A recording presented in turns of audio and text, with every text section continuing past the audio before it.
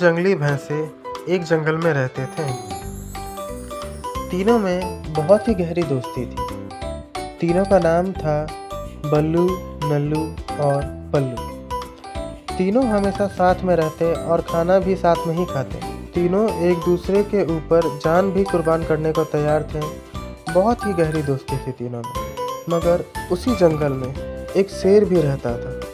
वो हमेशा उन तीनों को खाना चाहता था, मगर तीनों साथ रहते थे और साथ मिलकर उसे हमेशा हरा दिया करते थे। जब बहुत कोशिश के बाद शेर कामयाब नहीं हो पाए, तब उसने एक योजना बनाई।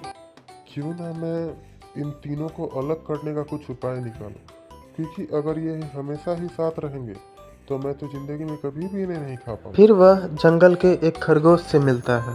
तुम्हें मेरा एक काम करना होगा, नहीं किया तो मैं तुम्हें खा जाऊंगा।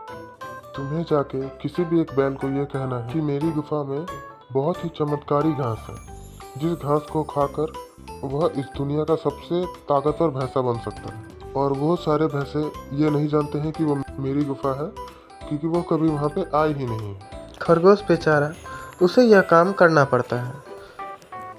तीनों भैंसे चर रहे थे। तब खरगोश बल्लू से जाकर बोला, जंगल में पहाड़ी के पास जो गुफा है ना, उसमें एक चमत्कारी घास है, जिसे अगर कोई भी भैंसा खाएगा तो वह दुनिया का सबसे ताकतवर भैंसा बन जाएगा। ऐसा ही खरगोश ने बाकी दोनों के साथ भी किया। अब बल्लू और पल्लू के मन में लालच आ गया था और नल्लू ने सोचा कि यह सब बकवास है। उसी शाम बल्लू गुफा में गया और जैसे ही वह अंदर गया, उसने शेर को देखा।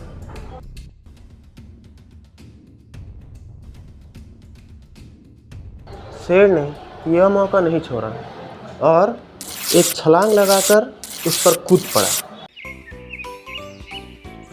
अगले दिन पल्लू का भी वही हंसना हुआ। इसके बाद नल्लू अकेला हो गया था, तो उसे मारने में शेर को कोई तकलीफ नहीं हुई।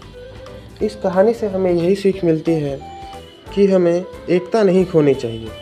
जब तक हम एक हैं, कोई कितना भी ताकतवर हो, कुछ नहीं कर सकता।